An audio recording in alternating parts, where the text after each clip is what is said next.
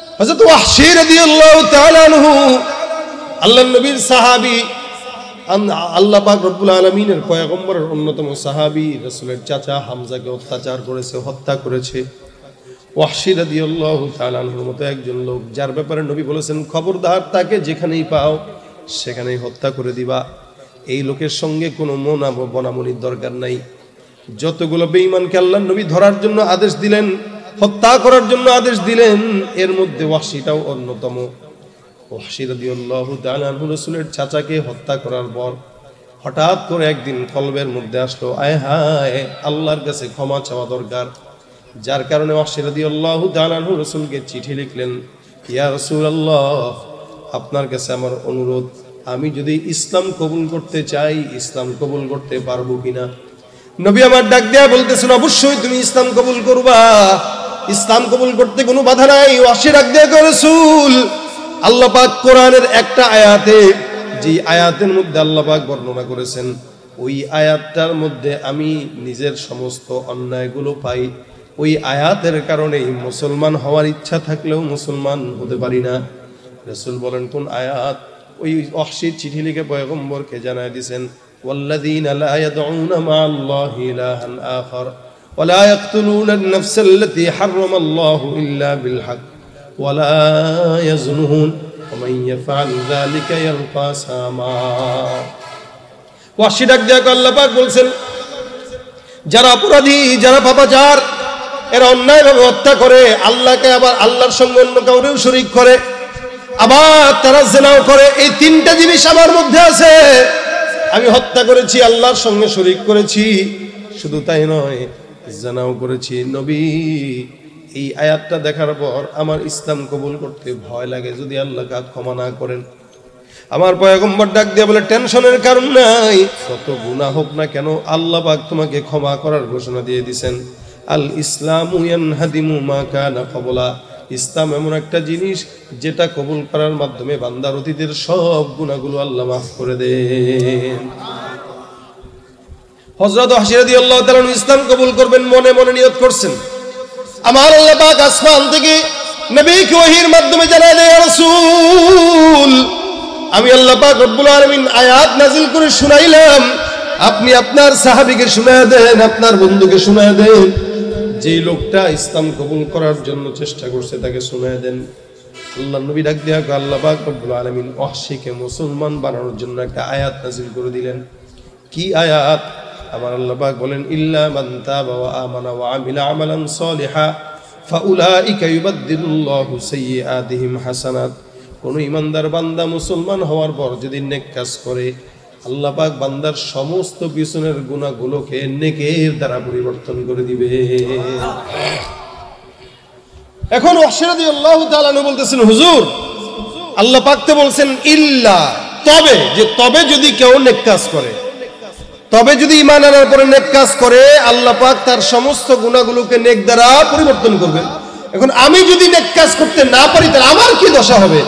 আমার আল্লাহ পাক রব্বুল আলামিন আবার জানায় দেন, হে রাসূল, যে ব্যক্তিটা সন্দেহ পোষণ করতেছে তাকে আবার জানায় দেন, ইন্নাল্লাহা লা ইয়াগফিরু আন ইউশরাকা বিহি ওয়া ইয়াগফিরু মা দুনা যালিকা লিমান ইয়াশা।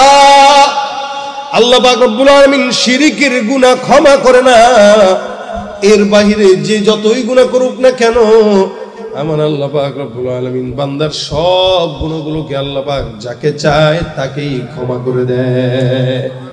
والسابقون السابقون أولئك المقربون في جنات النعيم سلة من الأولين وقليل من الآخرين। অতীতে যতগুলো মানুষ চলে গেছে সব মানুষ কল্যাণকর, সব মানুষ জান্নাতের নিকটে। মানুষ যত সামনে সময় যায় মানুষ তত জাহান্নামের নিকটে যায়। উদাহরণস্বরূপ, আজকে থেকে ৩০ বছর আগের বাংলাদেশের চিত্র এখনকার চিত্র আসমান আর জমিন পার্থক্য। এক সময় বাংলাদেশের মানুষ গ্রামগঞ্জে যখন আসতেন, তাকায় দেখেন মা বোনদেরকে আমরা এক সময় যখন রাস্তাঘাটে দেখতাম, রাস্তা দিয়ে হেঁটে যায় কোনো পরপুরুষ যদি নজরের মধ্যে পড়ে গেছে, এমনও তো অবস্থা হয়েছে অন্যটা সুন্দর করে মুখ পর্যন্ত ঢেকে দিয়ে একদম কোনো গাছের আড়ালে যায় লুকাইতো, নয়তো কোনো ঘরের আড়ালে যায় লুকাইতো। এরপরও কোনো পরপুরুষ যেন ওই বান্দাকে না দেখে, আল্লাহর বান্দিকে না দেখে।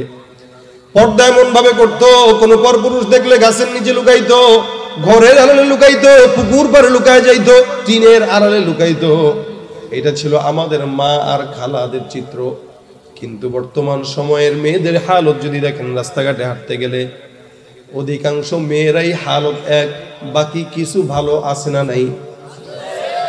কিছু তো ভালো থাকেই, সব জামানায় থাকে, কিন্তু অধিকাংশ মেয়েদের হালত যদি দেখেন, পরপুরুষ যদি তার সামনে পড়ে যায়, আল্লাহর বান্দি ওড়না দিবে তো দূরের কথা, যেটা বুকে থাকে ওইটারও সরায় দেয়। এই হলো হালত, আগের কালের হালত, এখনকার হালত। এক সময় আমাদের মা বাবারা সকালবেলা দেখতাম 2 বেলা কোরআন তেলাওয়াত করতো, ফজরের নামাজের পর সূরা ইয়াসিন, বিকেলে সূরা ওয়াকিয়া, এমনকি রাত্রেবেলা ঘুমানোর সময় সূরা মুলক তেলাওয়াত না করে কোনোদিন আমাদের মা বাবাদেরকে ঘুমাইতে দেখি নাই। আমি আমার বাবার কথা যদি বলি, এটা বলবো এখনো পর্যন্ত বলি, আমার বাবার 75-76 বছর বয়স হয়ে গেছে, এখনো পর্যন্ত ছোটবেলার থেকে বোঝ হওয়ার পর থেকে দেখতেছি আল্লাহর রহমতে কোনোদিন নামাজ কাজা হয় নাই। শুধু তাই না, দিনে 3 বেলা 4 বেলা আল্লাহর কালাম তেলাওয়াত করে। আমার স্পষ্ট মনে পড়ে ছোটবেলায় যখন ঘুম ভাঙতো, আমার বাবা আমার মায়ের জিকির আর কোরআন তেলাওয়াতের আওয়াজে ঘুম ভাঙতো। আর বর্তমান সময়ের বাচ্চাদের ঘুম ভাঙে মা বাবার মোবাইল, ফেসবুক আর ইউটিউবের আওয়াজে। এখনকার ছেলেরা ঘুম থেকে উঠে দেখে বাবাও মোবাইল চালায়, মাও মোবাইল চালায়। ঘুমের সময় সন্তানকে মোবাইল দিয়া ঘুম পাড়ায়, খাবারের সময় মোবাইল দিয়া ঘুম খাওয়ায়। যা কিছু হয় সবকিছু গুনাহের আসবাবের মধ্যেই হয়। এই মুসলমান, এই কারণে আগের জামানা এখনের জামানা পার্থক্য।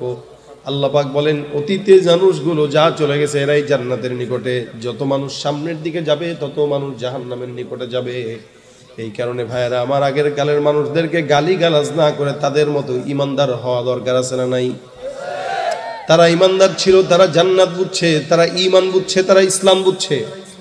আর আমরা বেশি বেশি জ্ঞান অর্জন করি, অনেক লক্ষ লক্ষ টাকা খরচ করে পড়ালেখা করি, কিন্তু যে যত বড় শিক্ষিত সে তত বড় শয়তান আর চোর।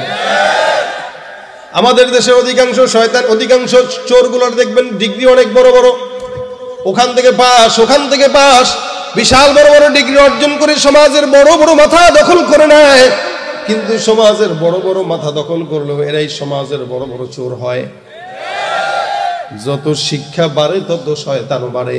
এক সময় মানুষের শিক্ষা ছিল কম, মানুষ ছিল, অমানুষ ছিল না। আর বর্তমানে শিক্ষা বেশি, সব অমানুষ আর গরু ছাগলের মতো, ঠিক কিনা?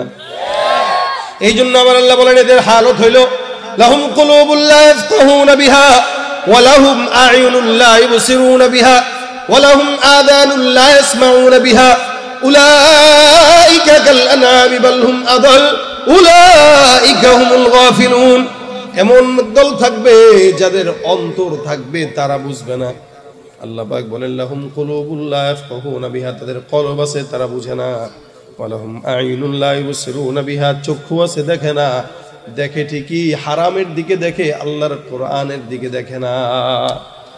কান আছে শুনে না, শুনে ঠিকই গান শুনে, কান দিয়া খারাপ জিনিস শুনে, বকাবাদ্য শুনে, গালিগালাজ শুনে, কিন্তু আল্লাহর কোরআন শুনে না। দিল আছে বুঝে না, অর্থাৎ আল্লাহর দিন বুঝে না, নামাজ বুঝতে চায় না, ইসলাম বুঝতে চায় না, কোরআন বুঝতে চায় না, সুন্নাত বুঝতে চায় না। বাকি যত খারাপ খারাপ জিনিস আছে সব ঠিকই বুঝে। এদেরকে আল্লাহ পাক রব্বুল আলামিন বলেন, লাহুম কুলুবুল লা ইয়াফকাহুনা বিহা, এদের অন্তর আছে এরা বুঝে না। ওয়া লাহুম আ'য়ুনুল লা ইবসিরুনা বিহা, চক্ষু আছে দেখে না। ওয়া লাহুম আযানুল লা ইয়াসমাউনা বিহা, কান আছে শুনে না। উলাইকা কাল আনআম, আল্লাহ পাক এদের পরিচয় দেয়া বলতেছেন, এগুলা একটাও মানুষ নয়, এরা হলো হায়াওয়ান, শুয়োরের, জানোয়ারের মতো। কিসের মতো? কিসের মতো? হায়াওয়ান, জানোয়ারের মতো। হায়াওয়ান জানোয়ারেরও চক্ষু আছে দেখে না, ক্ষেতের মাঝখানে ছেড়ে দিবেন, আইল দিয়া বাদ দিয়া সোজা হাঁটবে আর ক্ষেত নষ্ট করবে। এদের চোখ আছে কিন্তু দেখে না, কানের সামনে 1000 বার যদি একটা কথা বলেন শুনাও শুনে না। আবার অন্তর আছে, বুঝারও চেষ্টা করে না। যে মানুষগুলোর চোখ থাকতেও দেখে না, কান থাকতেও শুনে না, অন্তর থাকতেও বুঝে না, আল্লাহ পাক বলেন এগুলো সব গরু ছাগলের মতো। বলেন তো, নামাজ ফরজ কি মানুষের জন্য না গরু ছাগলের জন্য? আমাদের সবার জন্য নামাজ ফরজ। এরপরেও কতগুলো মানুষ এখানে পাবেন যারা ফজর পড়ে নাই, আসর পড়ে নাই, মাগরিব পড়ে নাই, এশাও পড়ে নাই, কিন্তু মাহফিল শুনতেছে, ঠিক না? বয়ান ঠিকই শুনতেছে, কিন্তু নামাজ পড়ে নাই। আল্লাহ বলেন নামাজটা ফরজ করলাম ইনসানের উপরে, মানুষের উপরে, অর্থাৎ মুসলমানের উপরে আমি আল্লাহ পাক নামাজ ফরজ করলাম, কিন্তু মানুষ হইছে, মুসলমান হইছে, নামাজ আদায় করে না। আমি আল্লাহ পাক মানুষের উপরে পর্দা ফরজ করলাম, কিন্তু পর্দা করে না। আমি আল্লাহ পাক রব্বুল আলামিন দান সদকা দেওয়ার জন্য আদেশ করলাম, দান সদকা করে না। একটা কুকুরও নামাজ পড়ে না, গরুও নামাজ পড়ে না, হায়ওয়ানও নামাজ পড়ে না। যে ব্যক্তিটা মুসলমান হওয়ার পরে নামাজ পড়ে না, আবার কুকুর হওয়ার কারণে নামাজ পড়ে না, আল্লাহ বলেন এর ভিতরে কুকুরের মধ্যে কোনো পার্থক্য নাই, এগুলা সব গরু ছাগলের মতো। উলাইকা কাল আনাম, এগুলা হায়ওয়ানের মতো, জানোয়ারের মতো। বালহুম আদাল, বরং তার চাইতেও খারাপ। একটা মানুষ কুকুরের চাইতে খারাপ কেমনে হয়? একটা মানুষ হায়ওয়ানের চাইতে খারাপ কেমনে হয়? একটা মানুষ ইনসান হওয়ার পরেও সমস্ত ওই কি বলে জঙ্গলার পশু প্রাণীর মতো খারাপ কেমনে হয়? তার চাইতেও নিকৃষ্ট কিভাবে হয়? দেখেন তো, এই এলাকায় বাজার আছে, বাজারের মধ্যে কোনো চান্দাবাজ কুকুর ঘুরে নাকি মানুষ ঘুরে? কে করে? আগেও চান্দাবাজি ছিল। আমাদের বাংলাদেশের জনগণ মিছিল, মিটিং, আন্দোলন করে যারা চান্দাবাজি করতে এই সমস্ত স্বৈরাচারীদেরকে বিদায় করছে, আলহামদুলিল্লাহ ভালো। আচ্ছা বলেন এখনো আছে কিনা? একটু বেশি। কেন বেশি বললাম আমি? কারণ এখন হালত হয়ে গেছে এরকম, সব ক্ষুধার্তগুলো একসঙ্গে খাওয়ার জন্য লাগছে। সেদিন একজন বলতেছে হুজুর ব্যবসা বা বাইতুল মালের এক দোকানদার, হুজুর ব্যবসা বরকত হয়েছে। আমাকে আলহামদুলিল্লাহ ভালো, তো তাহলে তো ব্যবসা বরকত হলে তো মাশাআল্লাহ মাঝে খাওয়াইবেন। বরকতটা কি শুনবেন না? কি কয়, আগে দিতাম 250 টাকা, এখন প্রত্যেক দিন চান্দা দিই 350 টাকা। এই বরকত হয়েছে। আগে দিত 250, এখন দেয় 350। এই জন্য আপনারা যে বলেন শান্তি দেশে আসবে, ও ভাই শান্তি অন্য কোনো দলে নাই ইসলাম ছাড়া। এটা আপনাকে মানতে হবে। কোরআন সুন্নাহ ছাড়া, শরীয়ত ছাড়া, হুকুমত ছাড়া, খেলাফত ছাড়া শান্তি দেশে আশা করা সম্ভব নয়, এটা লিখে রাখবেন। কারণ যে দলকে ক্ষমতার থেকে উঠাবেন, যে দলকে বসাবেন, এগুলো সবই একই পাখির দুই ডানা। কথা বলেন ঠিক কিনা? কেউ দিল না সবাই নিল, আমরা যে কলুর বলদ, সারা বছর নেয় না খবর, নির্বাচনে খুব দরদ। কেউ দিল না সবাই নিল, আমরা যে কলুর বলদ, সারা বছর নেয় না খবর, নির্বাচনে খুব দরদ। নির্বাচনের আগে নেতায় ধরে কত রকম বেশ, নির্বাচনের আগে নেতায় ধরে কত রকম বেশ। দেখতে দেখতে গোল্লায় গেল আমার সোনার বাংলাদেশ, একে একে শেষ করেছি সবার দেখা হইল শেষ। দেখতে দেখতে গোল্লায় গেল আমার সোনার বাংলাদেশ। যাদের হাতে যায় ক্ষমতা, দেশ যেন বাপের ভিটা, রাখতে চেয়ার শুরু করে বিদেশিদের পাচাটা। যাদের হাতে যায় ক্ষমতা, দেশ যেন বাপের ভিটা, রাখতে চেয়ার শুরু করে বিদেশিদের পাচাটা। বিদেশিদের কথা মতো চালায় ওরা নিজের দেশ, বিদেশিদের কথা মতো চালায় ওরা নিজের দেশ। দেখতে দেখতে গোল্লায় গেল আমার সোনার বাংলাদেশ, ঠিক কিনা? একে একে শেষ করেছি সবার দেখা হইল শেষ। দেখতে দেখতে গোল্লায় গেল আমার সোনার বাংলাদেশ, দেখতে দেখতে গোল্লায় গেল আমার সোনার বাংলাদেশ। তার মানে শান্তি আছে কোথায়? বলেন বলেন কোথায়? আমার আল্লাহ বলেন, বান্দা কুকুরকে আমি আল্লাহ পাক চান্দাবাজি বানাই নাই, শুয়োরকেও চান্দাবাজ বানাই নাই। এলাকার মধ্যে চান্দাবাজি, খুন, গুম, হত্যা, অবিচার যা কিছু আছে, এগুলো একটাও কুকুর করে না, মানুষ করে। আমার আল্লাহ পাক ডাক দিয়া বলেন, যেই কাজটা কুকুর করে না, শুয়োর করে না, হায়ওয়ান করে না, জানোয়ার করে না, ওই কাজটা তুমি মানুষ হয়ে করার কারণে তোমার দাম কুকুরের চাইতেও খারাপ। এ ভাইরা আমার, এই কারণে আল্লাহ পাক রব্বুল আলামিন বান্দাকে গুনাহ করার একটা দিল দিয়ে দিয়েছেন। ওই দিলটার ভিতরে গুনাহ মনে হয়, গুনাহ মজা লাগে, ঈমানও মজা লাগে। এই জন্য ঈমানকে বলা হয় আল ঈমানু বাইনাল খাউফি ওয়ার রাজা। ঈমানটা আশা এবং ভয়ের মাঝামাঝি একটা জায়গা। আশাও থাকে জান্নাতে যাব, ভয়ও লাগে জাহান্নামে যাব। কিন্তু বান্দা কোন রাস্তায় জান্নাত, কোন রাস্তায় জাহান্নাম, এটাও বলে দিয়েছেন। আল্লাহ পাক বলেন, গুনাহ হয়ে যাবে, টেনশন নাই। ওয়া আনিস্তাগফিরু, ইস্তেগফার করো, আমি আল্লাহ পাক বান্দার সব গুনাহগুলোকে maaf করে দিব। সুবহানাল্লাহ। ফাকুলতু ইস্তাগফিরু রাব্বাকুম ইন্নাহু কানা গফফারা। নবী আমার ডাক দিয়া বলেন, কোন ইমানদার বান্দা যদি একবার জবান খুলে পড়ে আস্তাগফিরুল্লাহ, আমার নবী বলেন আল্লাহ পাক সমুদ্রের ফেনা পরিমাণ গুনাহ যদি হয়, বান্দার সব গুনাহগুলো আল্লাহ পাক সাধারণ ক্ষমা ঘোষণা করে দেন। শুধু একবার পড়বে আস্তাগফিরুল্লাহ, একবার পড়বে আস্তাগফিরুল্লাহ, আর কিচ্ছু দরকার নেই। এমন আসামি যারা ছিল অন্যায় বিচারের আসামি, এদের হাজার হাজার গুনাহ থাকার পর আল্লাহ পাক রব্বুল আলামিন ক্ষমা করে দিয়েছেন। এমন একজন লোকের নাম হযরত ওয়াহশী রাদিয়াল্লাহু তাআলা আনহু, আল্লাহর নবীর সাহাবী, আল্লাহ পাক রব্বুল আলামিনের পয়গম্বরের অন্যতম সাহাবী, রাসূলের চাচা হামজাকে অত্যাচার করেছে, হত্যা করেছে। ওয়াহশী রাদিয়াল্লাহু তাআলা আনহুর মতো একজন লোক, যার ব্যাপারে নবী বলেছেন খবরদার তাকে যেখানেই পাও সেখানেই হত্যা করে দিবা। এই লোকের সঙ্গে কোনো বনামনির দরকার নাই। যতগুলো বেঈমানকে আল্লাহর নবী ধরার জন্য আদেশ দিলেন, হত্যা করার জন্য আদেশ দিলেন, এর মধ্যে ওয়াহশীটাও অন্যতম। ওয়াহশী রাদিয়াল্লাহু তাআলা আনহু রাসূলের চাচাকে হত্যা করার পর হঠাৎ করে একদিন কলবের মধ্যে আসলো, আয় হায় আল্লাহর কাছে ক্ষমা চাওয়া দরকার। যার কারণে ওয়াহশী রাদিয়াল্লাহু তাআলা আনহু রাসূলকে চিঠি লিখলেন, ইয়া রাসূলুল্লাহ, আপনার কাছে আমার অনুরোধ, আমি যদি ইসলাম কবুল করতে চাই, ইসলাম কবুল করতে পারবো কিনা? নবী আমার ডাক দেয়া বলতেছেন, অবশ্যই তুমি ইসলাম কবুল করবা, ইসলাম কবুল করতে কোনো বাধা নাই। ওয়াহশী ডাক দেয়া কয়, রাসূল, আল্লাহ পাক কোরআনের একটা আয়াতে, যে আয়াতের মধ্যে আল্লাহ পাক বর্ণনা করেছেন, ওই আয়াতটার মধ্যে আমি নিজের সমস্ত অন্যায়গুলো পাই। ওই আয়াতের কারণে মুসলমান হওয়ার ইচ্ছা থাকলেও মুসলমান হতে পারি না। রাসূল বলেন, কোন আয়াত? ওই ওয়াহশী চিঠি লিখে পয়গম্বরকে জানায় দিয়েছেন, ওয়াল্লাযীনা লা ইয়াদউনা মা'আল্লাহি ইলাহান আখার ওয়া লা ইয়াকতুলুনা আন-নাফসা আল্লাতী হারামাল্লাহু ইল্লা বিল হক ওয়া লা ইয়াজনুন ওয়া মান ইয়াফআল যালিকা ইয়ালকা সামা। ওয়াহশী ডাক দেয়া আল্লাহ পাক বলছেন, যারা অপরাধী, যারা পাপাচার, এরা অন্যায়ভাবে হত্যা করে, আল্লাহকে আবার আল্লাহর সঙ্গে অন্য কাউরেও শরীক করে, আবার তারা জিনাও করে। এই তিনটা জিনিস আমার মধ্যে আছে। আমি হত্যা করেছি, আল্লাহর সঙ্গে শরীক করেছি, শুধু তাই নয়, জিনাও করেছি। নবী, এই আয়াতটা দেখার পর আমার ইসলাম কবুল করতে ভয় লাগে যদি আল্লাহ কাজ ক্ষমা না করেন। আমার পয়গম্বর ডাক দিয়ে বলে, টেনশনের কারণ নাই, কত গুনাহ হোক না কেন আল্লাহ পাক তোমাকে ক্ষমা করার ঘোষণা দিয়ে দিবেন। আল ইসলামু ইয়ানহাদিমু মা কানা ক্বাবলা। ইসলাম এমন একটা জিনিস যেটা কবুল করার মাধ্যমে বান্দার অতীতের সব গুনাহগুলো আল্লাহ মাফ করে দেন।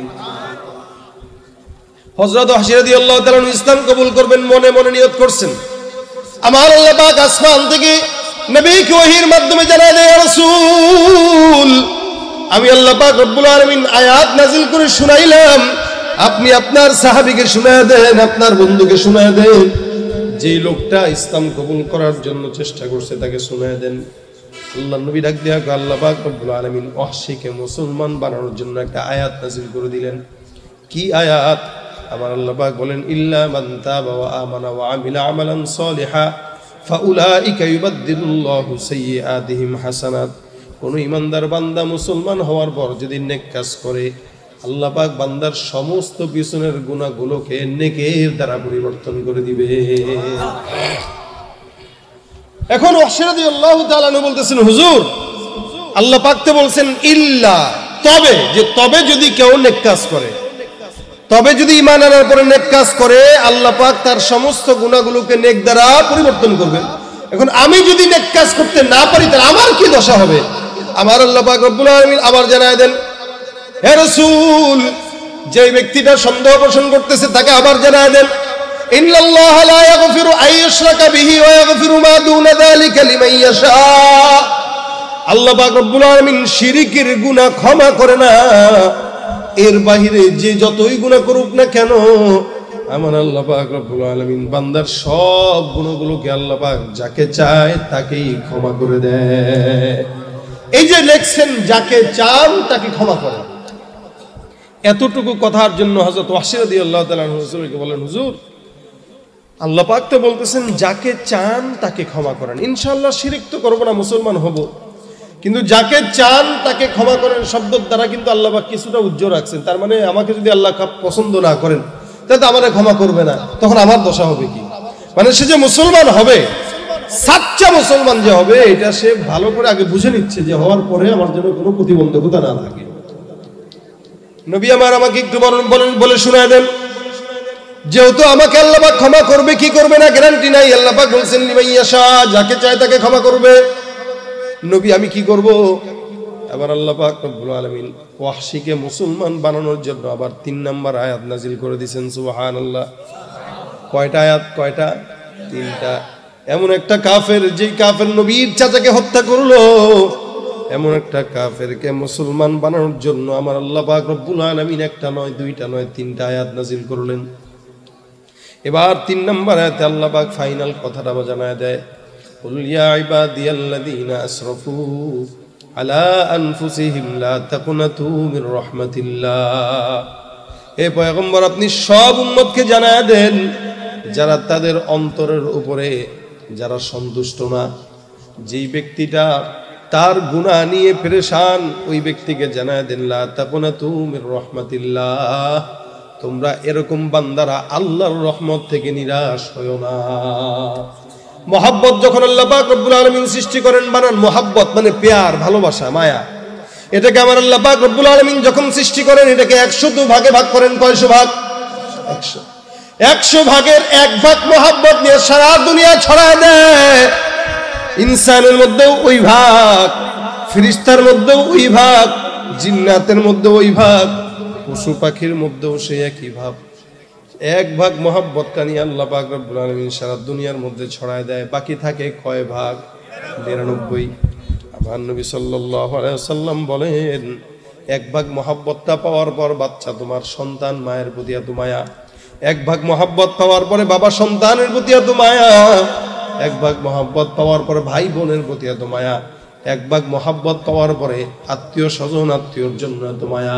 আমার নবী ডাক দেয়া বলেন, উম্মত, বাকি 99 ভাগ মহাব্বত শুধুমাত্র আল্লাহ পাক রব্বুল আলামিন তোমার মতো গুনাহগার বান্দাকে ক্ষমা করার জন্য আল্লাহর দিলে রেখে দিয়েছে।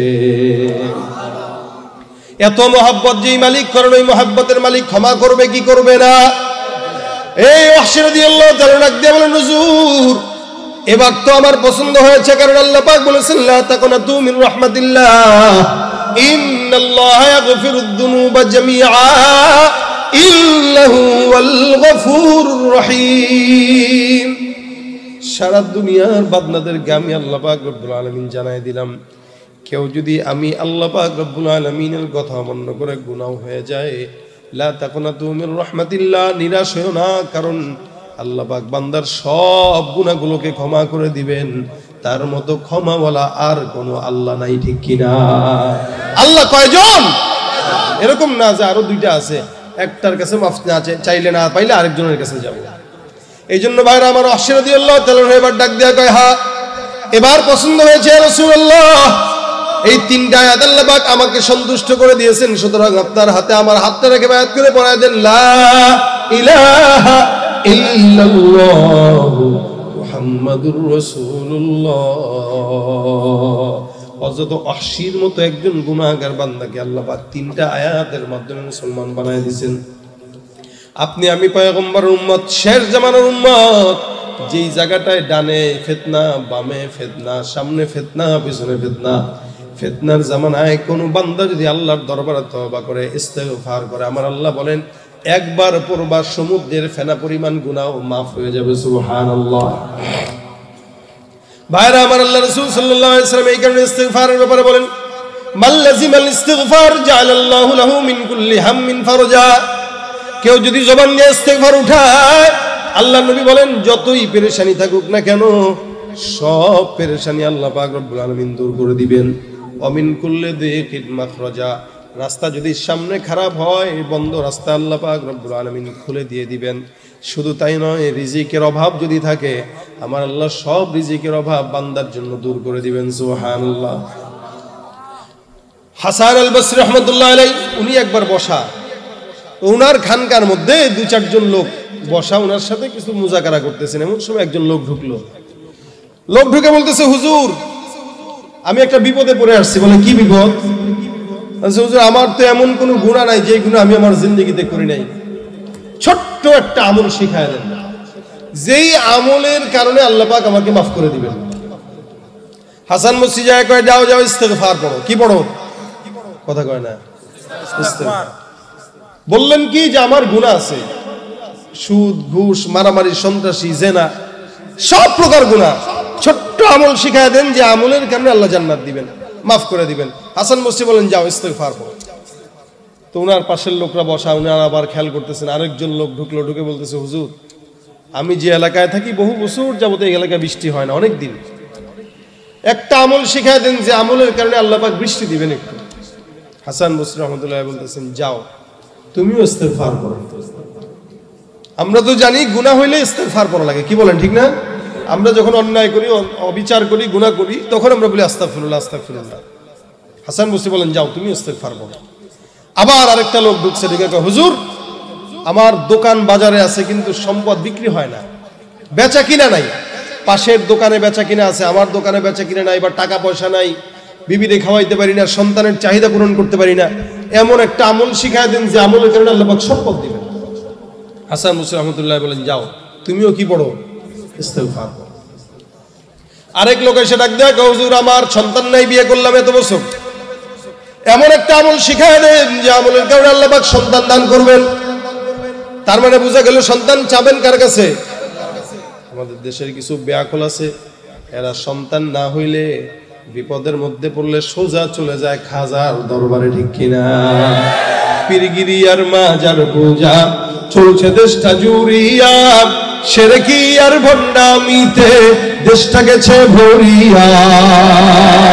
পীরগিরি আর মাজার পূজা চলছে দেশটা জুড়িয়া, শিরকি আর ভণ্ডামিতে দেশটা গেছে ভরিয়া।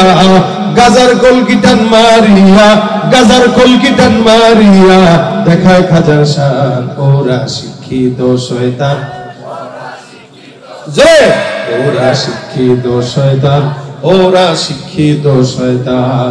দুর্নীতির ওই আখড়ায় বসে, দুর্নীতির ওই আখড়ায় বসে জাহির করে জ্ঞান, কলম দিয়ে কামায় টাকা, ধরে সাধুর ভান।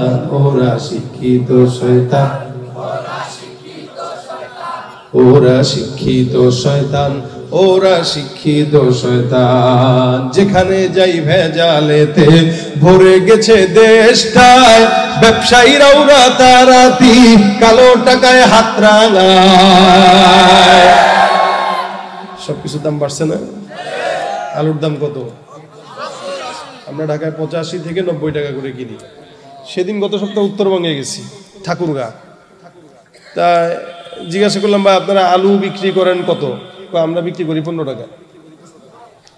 কত? দেখেন কষ্ট করে যারা, এদের পকেটে টাকা নেই। ধান্দাবাজদের পকেটে টাকার অভাব নেই। মুরগি ডিম পারে, টাকা লাগে না, ফ্রি। কথা কন, ফ্রি। টাকা নেয় না? টাকা দেন না? আচ্ছা ভাই, মুরগি যদি কথা বলতে পারতো, হাঁস যদি কথা বলতে পারতো, কষ্টের ঠেলায় বলতো, ভাই আমি পারি ফ্রি, তুই করস ধান্দা। আমরা তো ঢাকা শহরের মানুষ দেশি মুরগির ডিম পাই না। তো দোকানে কিনতে গেছে, সেদিন আমি আমার ড্রাইভারে পাঠাইলাম, দেশি মুরগির ডিম পাইলে কিনে নিয়ে আসো। অনেক ঘুরে ঘুরে এক দোকানে পাইছে, কয় এক দাম 130 টাকা হালি। কত? আমি কই তুমি কি ভুল শুনছো নাকি? ডজন 130 টাকা? হুজুর হালি 130 টাকা। আমি কয় কি রে? আচ্ছা একটু একটা মুরগি, মুরগি দেশি মুরগির ডিম পারে তো ছোট না, একটা 1 টাকার কয়েনের চেয়ে একটু বড়, ওইটার দাম বলে এক পিস 30 টাকা 35 টাকা। দামটা বাড়াইলো কে? ধান্দাবাজ ব্যবসায়ী, ঠিক কিনা জানেন? যেখানে যাই ভেজালেতে ভরে গেছে দেশটায়, ব্যবসায়ীরা ওরা তারাতি কালো টাকায় হাত রাঙায়। ভেজাল থেকে বাঁচতে হলে, ভেজাল থেকে বাঁচতে হলে খোলা রাখো কান। ওরা শিক্ষিত শয়তান, ওরা শিক্ষিত শয়তান, ওরা শিক্ষিত শিক্ষিত শয়তান, ওরা শিক্ষিত শয়তান। শিক্ষাঙ্গনের দিকে বাইরে দেখো না চোখ মেলিয়া, ছাত্ররা সব বই ছাড়িয়া থাকে শুধু প্রেম লইয়া। অনেক অবিবাহিত পোলাপান আছে, এগুলোর কামই এটা, কি ঠিক না? শিক্ষাঙ্গনের দিকে বাইরে দেখো না চোখ মেলিয়া, ছাত্ররা সব বই ছাড়িয়া আছে শুধু প্রেম লইয়া। অস্ত্র সেত সঙ্গের সাথী, অস্ত্র সেত সঙ্গের সাথী হইতে মস্তান, ওরা শিক্ষিত শয়তান, ওরা শিক্ষিত শয়তান, ওরা শিক্ষিত শয়তান। আলেম নামেও কতক দেখো টাকার মোহে পড়িয়া, স্বার্থের পিছে দৌড়াইতেছে কোরআন হাদিস ছাড়িয়া। আবার জিহাদ ছেড়ে কেউ বা ধরছে, জিহাদ ছেড়ে কেউ বা ধরছে দরবেশেরই ভান, ওরা শিক্ষিত শয়তান, ওরা শিক্ষিত শয়তান, ওরা শিক্ষিত শয়তান, ওরা ওরা কি, ওরা কি? সন্তান কার কাছে যাবো? মাজারে নিয়ে গেছেন বাবার কাছে, বাবা গো আমার বাচ্চা বিবি সন্তানের এটা ফুটো দিয়ে দেন। বাবা গো সুমন্ত সু কালীকুত্তর মনে করেন দিয়া বললো যে 1 মাস আমাদের খানকায় রাখা লাগবে, এতে কাফ বুঝলেন না? 1 মাস এতে কাফে যদি বাবার দরবারে রাখেন, আর যদি সন্তান হয় বুঝবেন এটা আপনার না, আপনার বাপের সন্তান। সুতরাং এই সমস্ত বন্ডদের থেকে সাবধান, ঠিক কিনা জোরে বলেন? জুতার ফিতা ছিঁড়লেও চাবো কার কাছে? সাহাবা একরাম ছোট্ট থেকে ছোট্ট বিপদে পড়ছেন, আল্লাহর কাছে চাইতেন। আর আমরা বিপদে পড়লে আগে চাই মেম্বারের কাছে, পরে চাই চেয়ারম্যানের কাছে, পরে যাই এমপির কাছে, এরপরে যায় আরো উপরে। অবশেষে যেখানেও হয় না তখন কয় আল্লাহ তুই ছাড়া আর কেউ নেই। অথচ শুরুতেই যদি আল্লাহর কাছে চেয়ে নিত এত দূরে ঘুরানো লাগতো না, আগে আল্লাহ পাক কাজের আঞ্জাম দিয়ে দিতেন। এজন্য আল্লাহ বলেন আনা ইনদা যন্নি আবদি বি, আমার বান্দা আমার প্রতি যতটুকু ধারণা রাখবে আমি ততটুকুই দেব। কি বুঝেন নাই? আপনি ধারণা রাখছেন আল্লাহ আপনার 1 তলার বিল্ডিংই মালিক বানাবে, আপনি 1 তলার বিল্ডিং এর মালিকই হইবেন। আর আপনার ধারণা আছে না আমি 10 তলা বিল্ডিং বানাবো, আপনি 10 তলার মালিকই হবেন। আপনার ধারণা, আপনার ঈমান হইলো, আপনার দিল হইলো যে এই মনে হয় আজীবন রিকশা চালাই খাওয়া লাগবে, তা আজীবন রিকশা চালাই খাবেন। আর আপনার ধারণা না ইনশাল্লাহ একদিন হেলিকপ্টার চালাও খাওয়া লাগবে, তাহলে হেলিকপ্টারও চালাবেন। অর্থাৎ আমার কথা হলো এটা, আপনি আল্লাহর প্রতি যতটুকু নেক ধারণা রাখবেন আল্লাহ আপনাকে ততটুকুই দিবে, যতটুকু রাখবেন ততটুকুই দিবে। সুতরাং আল্লাহর ব্যাপারে ধারণা ভালো রাখা চাই না খারাপ, বড় রাখা চাই না ছোট, আল্লাহ আমাদেরকে সেই ধারণাই রাখাক। হাসান বসরি ডাক দেয়া কয় সন্তান হয় না, যাও ইস্তিগফার পড়ো। কি পড়ো? আরেকজন এসে বলে হুজুর ফসল দিলাম, ফসল নষ্ট হয়ে যায়, ক্ষেতের মধ্যে মনে হয় পোকামাকড় পড়ে, মানুষের নজর লাগে, এমন কোন আমল শিখায় দেন। হুজুর কয় যাও ইস্তিগফার পড়ো। পাশ থেকে 2-4 টাকা হুজুর বুঝলাম না, 5-6 জন আসলে একই আমল দিলেন, আমল কি আর শিখেন নাই? হাসান বসরি রহমতুল্লাহ সবাই একই আমল, মানে গ্রাম দেশের কিছু ডাক্তার আছে নাপা এক্সট্রা ছাড়া কিছু বুঝে না। মাথা ব্যথা হইলেও নাপা এক্সট্রা, জ্বর আসলেও নাপা এক্সট্রা, পেট ব্যথা হইলেও নাপা এক্সট্রা। এই ওষুধটা হলে এরকম টাইপের, একটা খাবেন ওষুধ কিন্তু আশেপাশে সবকিছু আপনাকে সুন্দর করে দিবে। এটা হলো ইস্তিগফার। সুবহানাল্লাহ। হাসান বসরি ডাক দেয়া কয় আমলটা আমি দেই নাই, দিয়েছেন আমার আল্লাহ। সুবহানাল্লাহ। হাসান বসরি বলেন আল্লাহ পাক কোরআনে বলেছেন ফাকুল তুস্তাগফিরু রাব্বাকুম ইন্নাহু কানা গফফারা ইউরসিলিস সামাআ আলাইকুম মিদরারা ওয়া ইউমদিদুকুম বিআমওয়ালিন ওয়া বানিনা ওয়া ইয়াজআল লাকুম জান্নাতিন ওয়া ইয়াজআল লাকুম আনহারা। বান্দা যদি ইস্তিগফার করে, গুনাহগার যদি হয়, আমার আল্লাহ পাক বান্দার সব গুনাহ maaf করে দিবেন। সুবহানাল্লাহ। যেই বান্দা গুনাহ মাফের জন্য আসলো তাকে দিলাম ইস্তিগফার, তার মানে আল্লাহ পাক এই আয়াতের ভিত্তিতে তার গুনাহ মাফ করবে, এই কারণে তার ইস্তিগফারের জন্য বললাম। 2 নম্বরে কোন বান্দা যদি, যেই বান্দাটা আল্লাহ পাক রব্বুল আলামিনের আসমান থেকে বৃষ্টি না আসার কারণে আল্লাহ ওই বান্দার কাছে আসছে, আমার আল্লাহ বলেন যদিও বৃষ্টি হয় না, আমি আল্লাহ পাক ঘোষণা করলাম ইউরসিলিস সামাআ আলাইকুম মিদরারা। ইস্তিগফার করো, বৃষ্টি যদিও না হয় আসমান থেকে বৃষ্টির ফায়সালা করবেন কে? 3 নম্বরে আল্লাহ পাক রব্বুল আলামিন বলেন ইমদিদুকুম বিআমওয়াল, যদি সম্পদ না থাকে, দোকানে যদি বেচা কিনা না থাকে, আল্লাহ পাক রব্বুল আলামিন বলে বান্দা টেনশনের কারণ নাই, ইস্তিগফার পড়ো, দোকানে বেচা কিনা হবে, আমি আল্লাহ রিজিকে বরকত দান করব।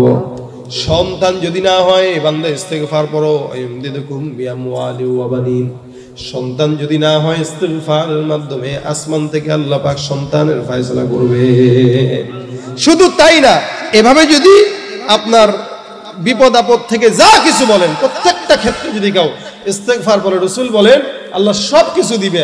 আল্লাহ পাক বলেন ইউমাত্তিউকুম মাতাআন হাসানান ইলা আজালিন মুসাম্মা, মৃত্যু পর্যন্ত বান্দার জন্য যা কিছু কল্যাণ দরকার সব কল্যাণ আমি দান করে দিব। সুবহানাল্লাহ কয় না? এইজন্য আমল কি বলেন বলেন বলেন বলেন ইস্তেগফার।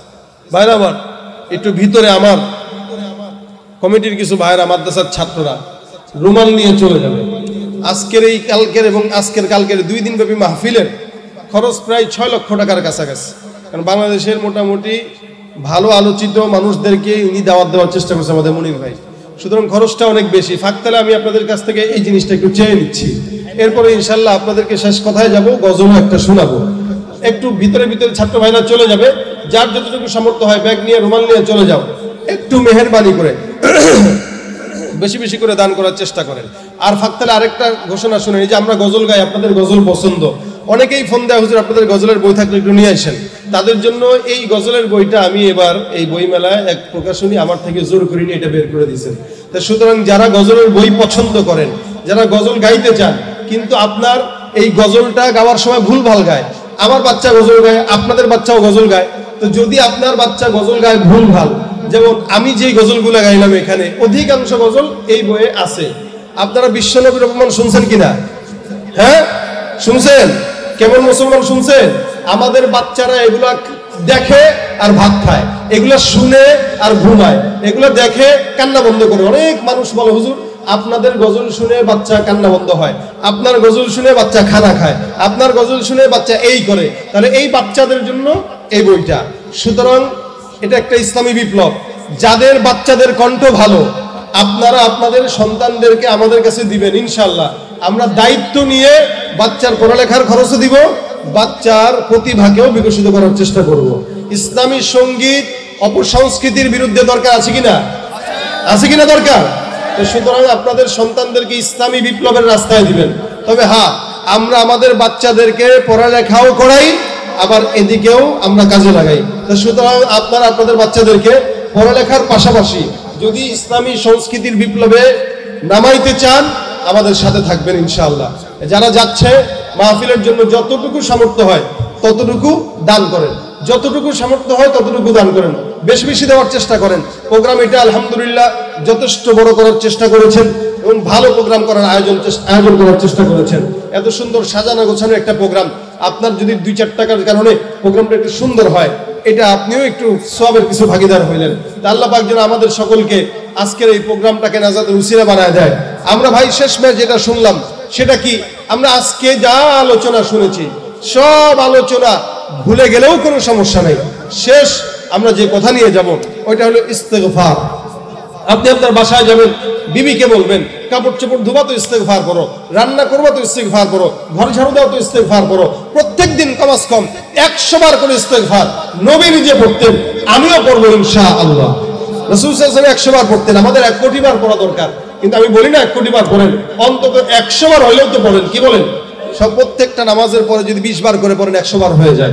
আমরা যদি ইস্তেগফার পড়ি আশা করা যায় আমাদের জিন্দেগির সব কিছুতে আল্লাহ পাক বারাকাত দান করবে, আল্লাহ পাক আমাদের অভাব দূর করে দিবে, আল্লাহ পাক রিজিকের ওসাআত দান করবে, বিপদ থেকে হেফাজত করবে, ফসলাদিতে বরকত দিবে, গুনাহও মাফ করে দিবে ইনশাআল্লাহ। আল্লাহ আমাদেরকে আমল করার তৌফিক দান করুন। যে সমস্ত ছাত্ররা চলে গেছে এদের কাছে মন ভরে কিছু দেন, দেওয়া শেষ হল ছাত্ররা এখানে নিয়ে আসুক। আবার আগামীকাল আলহামদুলিল্লাহ, আগামীকাল বাংলার সবচাইতে প্রসিদ্ধকারী আহমদ বিন ইউসুফ আল আজহারি উনি আসবে ইনশাআল্লাহ। এছাড়াও দেশের বাহির থেকেও অনেক বড় বড় মিশর, ইরান, পাকিস্তান, মরক্কো এখান থেকে 4 জন কারি আসবে। আপনাদের সৌভাগ্য আলহামদুলিল্লাহ, আপনারা এরকম বড় বড় কারিদের তেলাওয়াত আগামীকাল শুনবেন। তা আগামীকাল আসার সময় আরো অনেকজনকে নিয়ে আসবেন, পারবেন ইনশাআল্লাহ। আল্লাহ পাক যেন আগামীকালের প্রোগ্রামটাকে সাকসেস করে বলেন আমিন। হ্যাঁ, উঠানো হয়ে গেলে এখানে নিয়ে আসো, উঠানো হয়ে গেলে এখানে নিয়ে আসো। এরপরেও যদি আপনারা বেশি বেশি দিতে চান চেষ্টা করবেন মনির ভাইয়ের কাছে দেওয়ার, যে যতটুকু সামর্থ্য আছে ততটুকু দিয়া আপনারা আপনাদের এই আজকের এই প্রোগ্রামটাকে সাফল্যমণ্ডিত করবেন। পাশাপাশি মনির ভাই 2টা মাদ্রাসা দিয়েছেন, এখানে একটা প্রতিষ্ঠান, এখানে একটা বিল্ডিং, ওখানে একটা বিল্ডিং। আলহামদুলিল্লাহ বেচারার সাহস হচ্ছে আল্লাহর রহমতে এত বড় একটা প্রতিষ্ঠান দিয়েছেন। আপনারা আপনাদের সন্তানদের